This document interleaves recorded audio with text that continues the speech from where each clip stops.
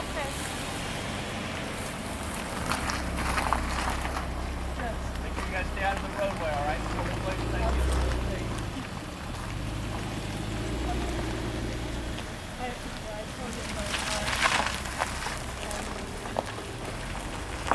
Unfortunately, unfortunately for you, unfortunately for them, but you guys have to, try to work together. You get your point across, but they still have to be able to work. They're just trying to provide for their families. It's not their fault. You need to look, who provided the permits, okay? Go petition your government on why did they provide the permits for them to build, okay? It's not their fault. They're just a business. These are just workers trying to feed their families. Okay? So that would be my suggestion, okay? You can protest all you want to, but as long as you don't go on the private property, you don't block traffic, okay? And for the safety of especially a little one out here, you don't want to be out here and have somebody swerve or something like that and possibly somebody get hurt. I don't want to see anybody get hurt, okay? Can we work together on this? Why is Dominion trying to build a compressor station here? They want to send more gas towards the Cove Point export terminal. Some of it would theoretically go to a power plant in Brandywine, although it has not started construction yet and is currently listed as being suspended by PJM. And some of it would go to Washington Gas and Light, which is just merged with Atlas. Does this place have all the permits it's supposed to have yet? They don't. In fact, they don't have two incredibly critical permits. So the first one is from the Charles County Board of Appeals, and that's a zoning special exception. And that one is especially critical because without that permit, the second permit cannot be granted or denied. And that is the MDE, Maryland Department of the Environment, air quality permit. How does this place fit in the big picture of gas infrastructure?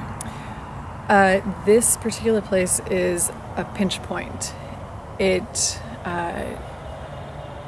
could, without this compressor station, the Cove Point export terminal could have a really hard time getting enough gas to export, and so that could have a big impact on the export terminal. The power plants that are on the way to the export terminal could also get less gas, although I think they would probably still have enough to function. I think it's really the export terminal that would not have enough to function and to meet their contracts. Also, without this, there would be less fracking in Pennsylvania because there wouldn't be a way to get more gas to the export terminal. Why are they out here cutting trees today if they don't have all their permits? I honestly think that they're doing it just to be jerks. It's kind of just like showing that they can and trying to puff their chests out and thumb their noses at people. It also is a common thing that they do to sort of try to make the project look like it's already happening, and since it's already happening it shouldn't be stopped, and they've already invested in it, and it makes decision makers sometimes more skittish about moving forward. I hope that they won't be. I hope they'll stick to doing what they know is the right thing and deny the permits. How does this place fit in the big picture of gas infrastructure? This particular place is a pinch point. It could, without this compressor station, do you think that Dominion is giving you any assurance of protecting your safety or the environment? I think they're railroading it through.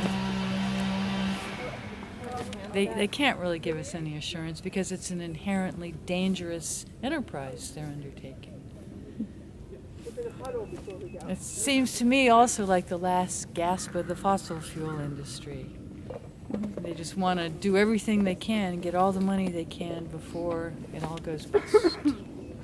Do you feel like your community is getting anything out of this? Nothing. This gas is not intended for this community. We're just a pass-through. What do you really value about living here, and do you think this really fits here? I moved here for the peace and quiet and the river and the trees and the rural character of the community, and this is really eroding that in a big way.